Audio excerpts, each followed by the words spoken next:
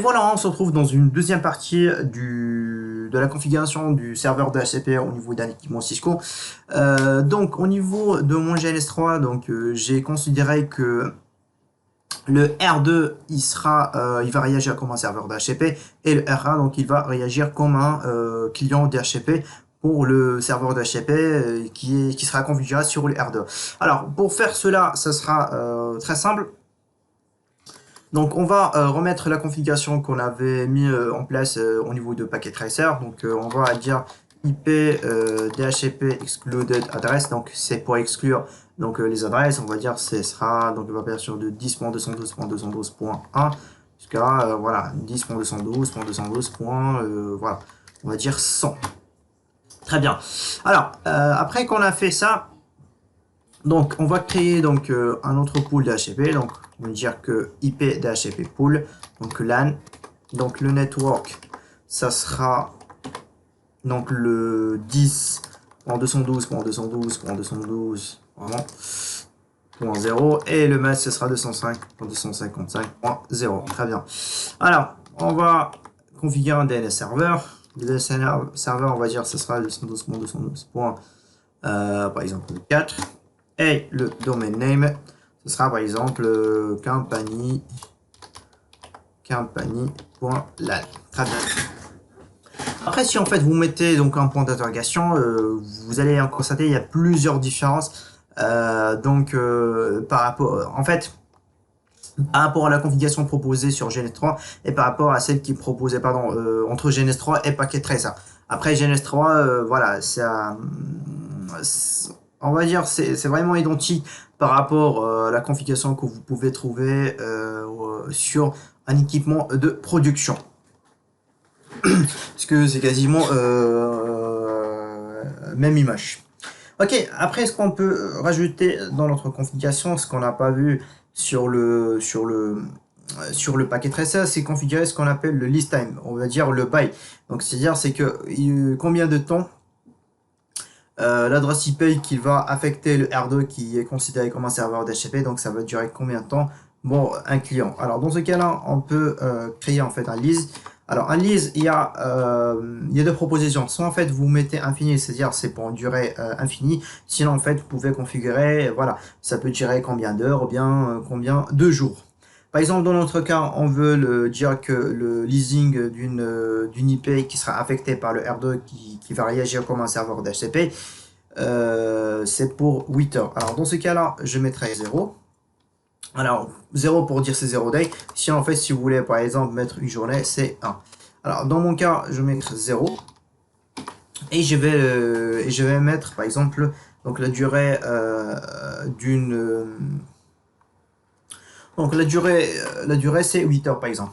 Ici je mettrai 8 et du coup là il va me demander aussi donc les minutes. Alors le premier 0 ça correspond donc au nombre de jours, le 8 ça correspond au nombre de heures et le 0 ici ça correspond au nombre de minutes. Très bien. Maintenant que j'ai fait ça, je peux aussi en fait vous montrer une chose qui est très importante, c'est comment en fait on peut loguer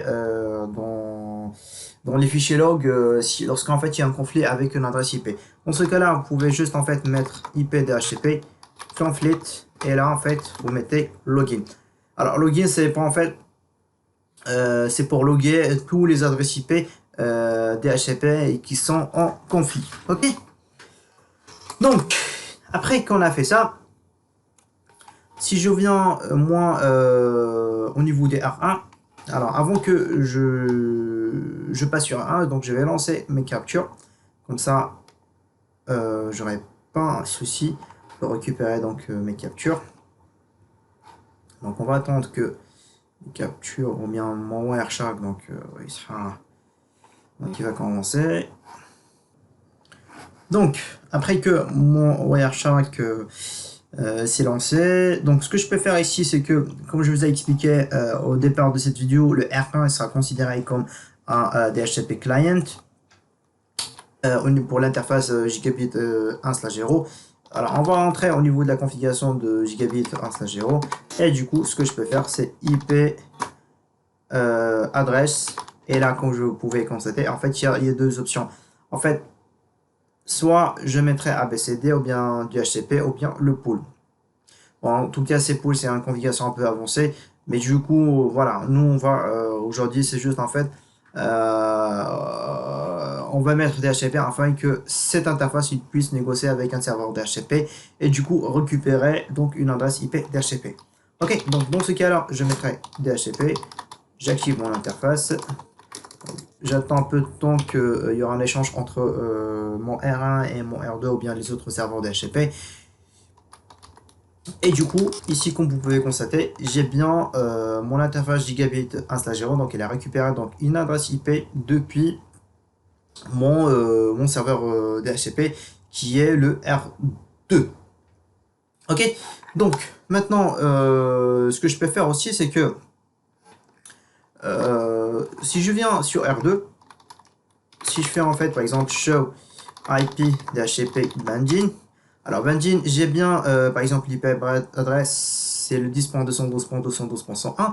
Alors ce qui m'intéresse, c'est regarder très bien ici au niveau de list expiration. Alors les expiration, déjà au niveau de GNS3, pardon, au niveau de packet tracer, j'avais pas en fait cette information. Mais dans ce cas-là, dans cette information, j'ai bien en fait, il me dit que list expiration ou bien en fait la durée de bail pour cette adresse IP, donc il va s'expirer le 14 août à 6h52 du mat.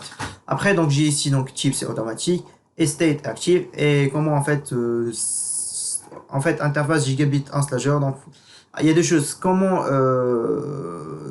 via quelle interface il a été affecté cette adresse qui est le 10.212.212.101. Ok. Alors, après que je fais ça, alors je peux aussi avoir des autres des autres informations. C'est comme par exemple le show IP DHCP server statistique.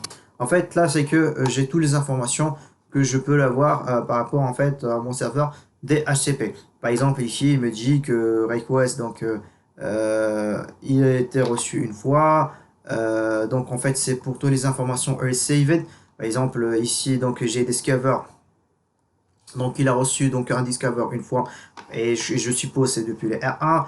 Le request, donc il a répondu une fois. Le offer, donc il a offert donc une fois. Le DHCP ACK, donc une fois. Ok. Après, donc ici, j'ai pas un forwarder. Ok, bon, en fait, ce sont des informations qui sont très importantes. Après, en fait, si vous voulez lancer un debug DHCP pour voir, on va dire, les requêtes DHCP, vous pouvez juste en fait taper la commande debug IP DHCP serveur et packet. Dans mon cas, je vais pas lancer ça parce que j'ai déjà lancé un Wireshark. Et ce qui m'intéresse en fait, c'est vous montrer, c'est plus les informations que j'ai reçues par le Wireshark. Alors, si en fait vous pouvez en fait taper aussi un autre commande, par exemple show IP DHCP pool. Alors show IP DHCP pool. Alors ici j'ai bien le current index, il me dit qu'il y a une seule adresse pour l'instant qui est affectée. IP adresse range c'est donc il va partir de 10.212.212.1 jusqu'à le 10.212.212.254. Donc c'est-à-dire c'est le range que moi je l'ai configuré avec la commande network. Si vous vous rappelez très bien, c'est que j'avais configuré le 10.212.212.0/24. Donc c'est le range de mon serveur DHCP. Alors par la suite ici j'ai bien le listed, c'est-à-dire en fait j'ai une seule adresse IP qui a été affectée. Excluded, ici j'ai 100 adresses qui a été exclues. Et du coup le 254 c'est le total en fait de mon c'est le total en fait de mon range IP que je l'ai configuré moi au niveau de mon serveur DHCP. Par ailleurs, si vous voulez voir la configuration du DHCP au niveau de le running config, vous avez juste à taper chez running config et la section DHCP. Alors, si vous testez section DHCP, et là, elle va vous dire en fait combien d'adresses que vous avez fait. Alors, par exemple, ici, ça confirme très bien que j'ai bien exclu 100 adresses. Ok, tac, tac. tac, tac. Alors maintenant, ce que je peux faire, c'est que je peux revenir au niveau de mon R. Donc voilà, mon Airshak, donc il m'affiche ces informations que vous pouvez le constater sur votre écran. Donc j'ai filtré avec le DHCP parce qu'en fait j'ai plusieurs informations. Ici, vous pouvez constater sur la colonne info les messages DHCP qui sont échangés entre mon R1 et mon R2. Par exemple là, le DHCP Discover. Alors avant de commencer, c'est juste en fait pour ces messages pour les retenir, c'est que essayez de prendre donc les initiaux. Par exemple ici Discover, on va dire c'est D. Offer c'est O. Et le R par request c'est pour R et c'est pour A. On va dire pour retenir les messages échangés entre un client d'HTTP et un serveur d'HTTP, donc c'est DORA. DORA, ça veut dire c'est D pour Discover, O c'est pour Offer, R c'est pour Request et A pour Acknowledge. Donc c'est dire pour la prise en charge. Alors, tac. Alors maintenant si je viens sur mon premier, alors le premier échange, alors j'ai bien ici donc la source 000.0 comme je vous ai expliqué dans la partie théorique. Donc l'adresse que un client DHCP donc il le récupère d'une manière temporaire, c'est l'adresse 0.0.0. Et là en fait j'ai bien en fait la destination, c'est en fait en broadcast, c'est le 255.255.255. Ici, au niveau de mon niveau 2, c'est-à-dire au niveau de ma data link, j'ai bien la source CA 013B10001C. Donc ça correspond donc à l'adresse MAC de mon R1 pour l'interface gigabit 1/0. La destination broadcast, vu qu'en fait il a envoyé un boîte adresse, donc tout sera des FF.FF.FF.FF. Alors, le DHCP, donc, il utilise, comme vous pouvez constater au niveau de mon niveau 4, j'ai bien en fait du User Datagram Protocol, donc le niveau 4, donc c'est-à-dire il utilise l'UDP, et j'ai bien le source port c'est du 68 et le destination port c'est du... Par la suite, ici j'ai bien le Discover. Si en fait moi j'explore un peu les informations que j'ai, pour l'instant j'ai pas en fait des grandes informations parce que le Discover c'est l'objectif, c'est pour détecter et pour avoir le maximum pour avoir le en fait c'est pour découvrir donc les serveurs des HCP. Après maintenant ce qui m'intéressait c'est par exemple l'option 12. J'ai bien en fait c'est mon R1, c'est lui en fait qui demande voilà, c'est lui qui a fait le Discover. Par la suite ici j'ai bien le DHCP offert. Alors, le DHCP offert, donc c'est la source qui répond, donc c'est-à-dire c'est mon serveur DHCP qui répond avec son adresse MAC et en fait, bien sûr, donc il répond toujours, en fait, il est envoyé donc en broadcast. Ok, alors j'ai bien User Datagram Protocol, donc dans ce cas-là, comme je vous expliquais, c'est du UDP. Et là, regardez très bien, c'est que le numéro du port qu'il utilise, le serveur DHCP, c'est 67, c'est en source port, et la destination port, c'est 68. Alors, le Dynamic Host Configuration Protocol, donc le offer, donc dans le message offer, on va regarder ce qu'il propose. Alors, il a proposé comme adresse IP client, c'est le 10.212.212.101.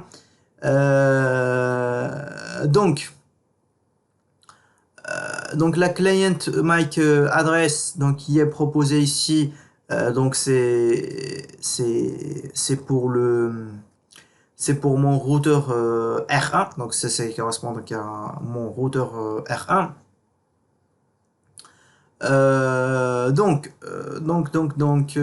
Qu'est-ce que j'ai comme information encore?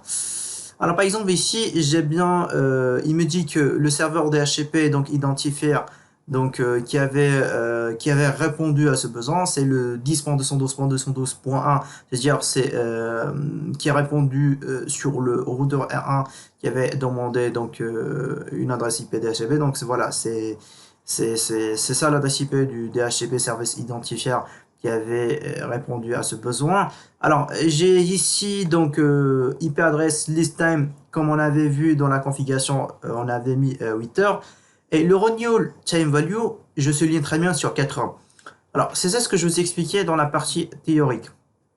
C'est-à-dire, c'est que dans le moitié de list time, c'est-à-dire dans 8 heures, on a le list time, c'est 8 heures.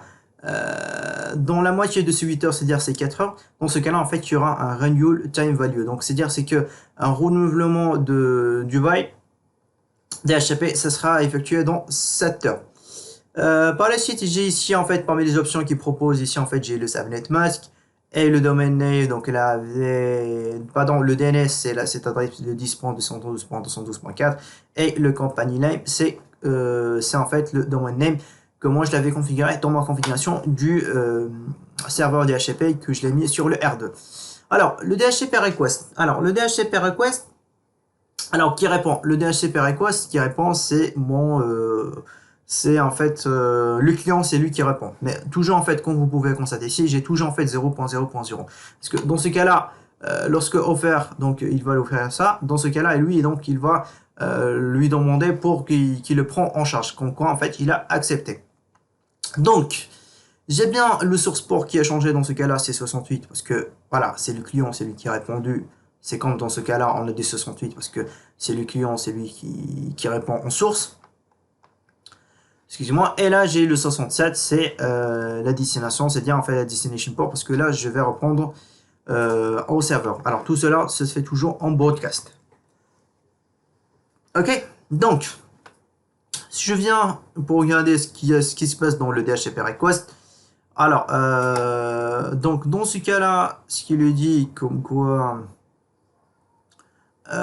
donc, comme quoi en fait il request ces IP là pour que ce soit pris en compte, c'est-à-dire pour le 10.212.212.101, pour qu'il prenne en compte aussi pour le time et toutes les informations qu'il m'avait fournies.